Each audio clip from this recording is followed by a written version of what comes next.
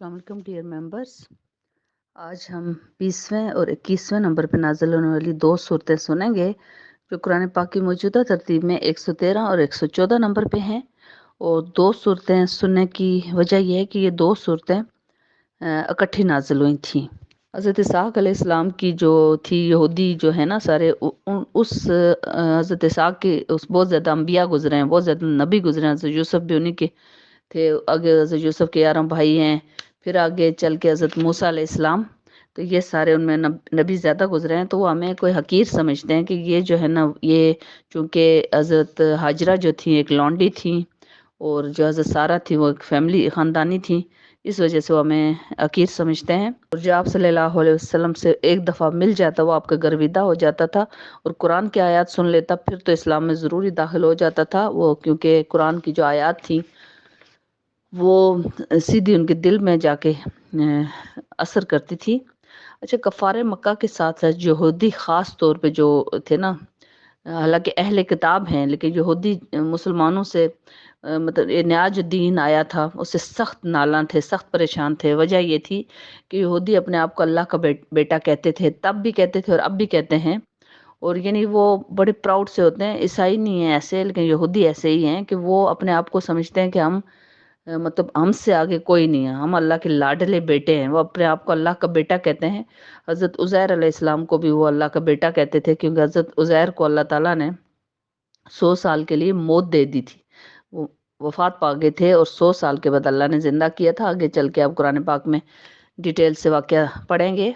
इन दोनों सूरतों की टोटल 11 आयात हैं और पहली सूरत की 5 और दूसरी सूरत की 6 आयात हैं। टोटल 11 आयात हैं और दोनों को इकट्ठे नज़ूल की वजूहात हैं, अभी मैं आपको बताती हूँ। इन दो सूरतों की शान नज़ूल ये है कि कफ़ार मक्का तो आप सल्लल्लाहु अलैहि वसल्लम की दुश्मनी में पेश थे, लेकिन आप सल्लल्लाहु अलैहि वसल्लम की बढ़ती हुई जो मकबूलियत थी उससे बाकी कौमें भी बहुत ज़्यादा ख़ाइफ़ थीं। और यहूदी जो हैं वो हमारे यानी कि मुसलमानों के कज़न भाई भी हैं। जैसे कि आप सारे जानते हैं कि हज़रत इब्राहीम अलैहिस्सलाम के 2 बेटे हज़रत इसहाक़ अलैहिस्सलाम से यहूदी हैं सारे, और हज़रत इस्माइल अलैहिस्सलाम से मुसलमान हैं सारे। अच्छा, हज़रत इस्माइल अलैहिस्सलाम की औलाद में से सिर्फ हज़रत मोहम्मद सल्लल्लाहु अलैहि वसल्लम नबी गुज़रे हैं और आपकी उम्मत है, उस उम्मत को इतनी फ़ोक़ियत है। अंबिया अलैहिस्सलाम को अब देखेंगे आगे चल के, हज़रत ईसा को इमामत कराएंगे हमारी मुसलमान उम्मत के इमाम जो होंगे हज़रत अली के ख़ानदान से, हज़रत फ़ातिमा के ख़ानदान से। इसलिए बहुत से यहूदी हज़रत उज़ैर को भी अल्लाह का बेटा कहते हैं और अपने आप को भी अल्लाह के लाडले बेटे कहते हैं।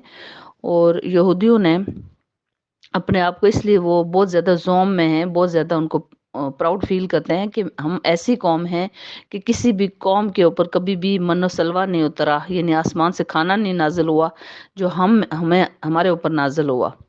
और दूसरी ये चीज़ कि हम पे 9 मौजज़े हज़रत मूसा अलैहिस्सलाम पे नाजिल हुए थे और वो भी बनी इसराइल पे नाजिल हुए, यानी यहूदियों पे। उसके अलावा 12 चश्मे जारी हो गए थे। और उसके अलावा यहूदियों का समंदर के अंदर जब फिर बनी इसराइल को रास्ता बना दिया गया था, फिरौन पूरे लश्कर समेत गर्क हो गया और उसी जगह उनका रास्ता बना था और वो चले गए थे।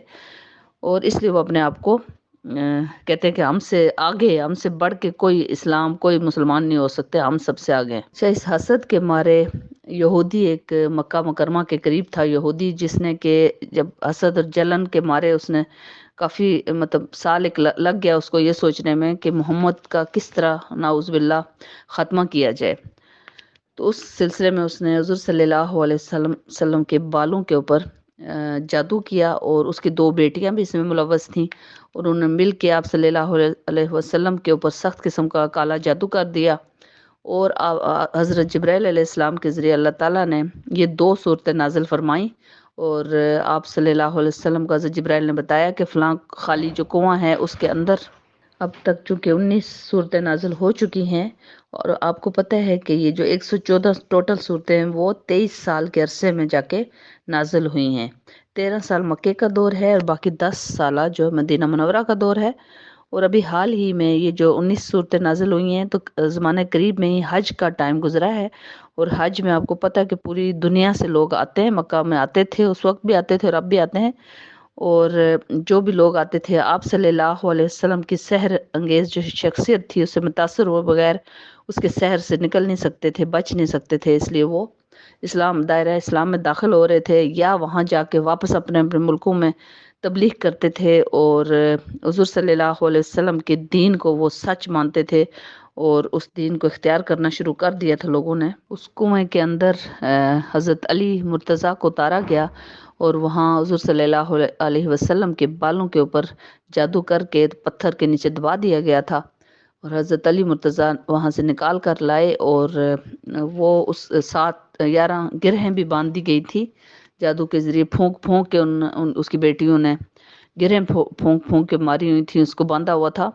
اور یہ جو 7 آیات ہیں، 6 آیات ہیں سورہ فلق کی، اور یہ ایک ایک آیت پڑھتے جاتے تھے حضور صلی اللہ علیہ وسلم، اور ایک گرہ جو ہے وہ کھلتی جاتی تھی، اور دوسری، اور اس طرح 11 گرہیں تھیں اور 11 آیات ہیں، اور اس طرح یہ 2 جو صورتیں ہیں یہ بہت زیادہ ان کی فضیلت ہے۔ اگر ہم لوگ بھی یہ 2 صورتیں، ہمارے اوپر بھی جادو ہو اور ہم 2 یہ صورتیں پڑھیں تو ہمارا جادو بھی ختم ہو سکتا ہے، لیکن شرط 2 شرائط ہیں۔ ایک تو یہ کہ ہمارا مومن مسلمان ہونا ضروری ہے، خالی مسلمان نام کا ہونا ضروری نہیں ہے، کیونکہ قرآن میں جتنے بھی وعدے کیے گئے ہیں وہ خالی مسلمانوں سے بالکل بھی نہیں کیے گئے، اے مومنو یا ایھا المومنون سے کیے گئے ہیں وعدے، کہ جو بھی چیزیں ہیں وہ مومنوں کے لیے، خالی نام کے مسلمانوں کے لیے بالکل بھی نہیں ہے۔ اور دوسرا یہ کہ یہ جو ہے ہمیں ایک ایک دفعہ یہ آیت نہیں پڑھ کے تو جادو ختم ہو سکتا یا سورت پڑھ کے، بلکہ ہمیں ایٹ لیسٹ ہمیں 40 دن تک یہ وظیفہ کرنا پڑے گا۔ اور ابھی آپ یہ سورہ سن لیجئے، جزاک اللہ۔ سورہ فلق اور سورہ ناس کا لنک میں ڈسکرپشن باکس میں ڈال رہی ہوں۔ آپ سب سے میری ریکویسٹ ہے کہ جب بھی آپ کو ٹائم ملے آپ پلیز یہ دونوں صورتیں سن لیجئے، جزاک اللہ۔